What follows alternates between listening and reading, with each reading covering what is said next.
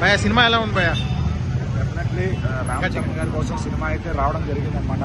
ఎందుకంటే అభిమాన హీరో, 6 ఏళ్లుగా వెయిట్ చేస్తున్న హీరో, ఆయన సినిమా ఈ రోజు వచ్చింది. అంటే ఒక దాదాపు 3 ఏళ్ళు RRR ఆచార్య తర్వాత 3 ఏళ్లుగా మా హీరో నుంచి సినిమా లేదనమాట. అంటే ఎప్పుడెప్పుడు చూద్దామా 3 ఏళ్ల నుంచి అంటే పనులన్నీ కూడా మానుకుని ఈ సినిమా కోసం శంకర్ గారితో ఫస్ట్ టైం చేస్తున్నారని చెప్పి చాలా ట్విట్టర్ లో వస్తున్న టాక్ ఏంటంటే 1AM షో తర్వాత మొత్తం ప్రతి సీన్ టు సీన్ చాలా బ్లాక్ బస్టర్ అని అంటున్నారు. సో ఈ సినిమా చూసినటువంటి మీకు ఎలా అనిపిస్తుంది feel? Definitely story Karthik Subbaraj గారు ఇచ్చారు. ఆయన ఏదో అంటే మన పాత చింతగా మంచి స్టోరీనా ఆయన కొంచెం కొత్తగా డిఫరెంట్ గా ఇచ్చారని చెప్పొచ్చు. అయితే స్క్రీన్ ప్లే మాత్రం పగిలిపోయింది, ఎక్కడ బోర్ పట్టలేదు సినిమా. ఎందుకంటే రామ్ చరణ్ గారు గొప్పతనం ఏంటంటే ఆయన సినిమా 2 గంటల 58 నిమిషాలు ఉన్న కూడా రంగస్థలం అందరూ లాంగ్ రన్ చాలా బాగా చూశారు. ఇక్కడ కూడా అంతే, ఈ సినిమా లెంత్ ఇంకా 2 hours 45 minutes అయిపోతుంది సినిమా ఖచ్చితంగా. అట్లానే మన డోప్ సాంగ్ డాన్స్ కి అయితే ఆయన ఇచ్చిపాడేసింది అనమాట. అంటే హీరోయిన్ తో కాసేపు లవ్ ట్రాక్ అదంతా కొంచెం అక్కడ బోర్ అనిపించినా కానీ అసలు మెయిన్ ఎలిమెంట్స్ ఏంటి, మెయిన్ ప్లస్ పాయింట్స్ ఏంటి సినిమాకి హిట్ అవడానికి? మెయిన్ ఎలిమెంట్స్ ఏంటంటే హీరో గారి క్యారెక్టరైజేషన్ తో దాంట్లో ఉన్న లేయర్స్. అంటే ఒక police officer, IAS officer to political to మళ్ళీ ఎలక్షన్ ఆఫీసర్. సో ఇదంతా కూడా కొంచెం సస్పెన్స్ అనేది మెయింటైన్ చేశారనమాట.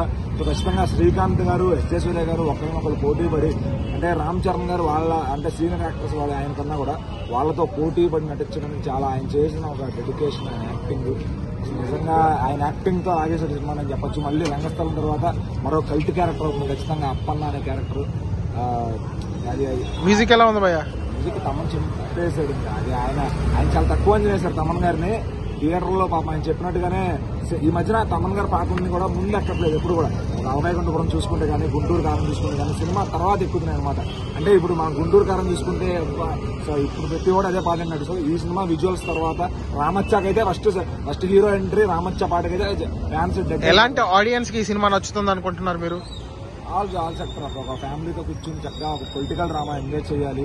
సొసైటీలో జరుగుతున్న నిజంగా ఇలాంటి, అంటే బేసిక్ గా రామ్ చరణ్ ఒక మాస్ హీరో కదా. సో ఆ మాస్ హీరోకి సంబంధించినటువంటి కంప్లీట్ ఒక పని చేసుకుని కూలివాడు కూడా వచ్చి ఈ సినిమాకి వచ్చిన ఎంజాయ్ చేయగలరంటారా? చిరంజీవి గారికి ఠాగూరు, ఒక స్వయం కృషి, ఆ 2 ఇంటూ కొడితే గేమ్ చేంజర్. ఎందుకంటే అటు చిరంజీవి గారు సోషల్ రెస్పాన్సిబుల్ గా ఆ సినిమా తీస్తే, యాక్టింగ్ కోసం స్వయం కృషి తీశారు.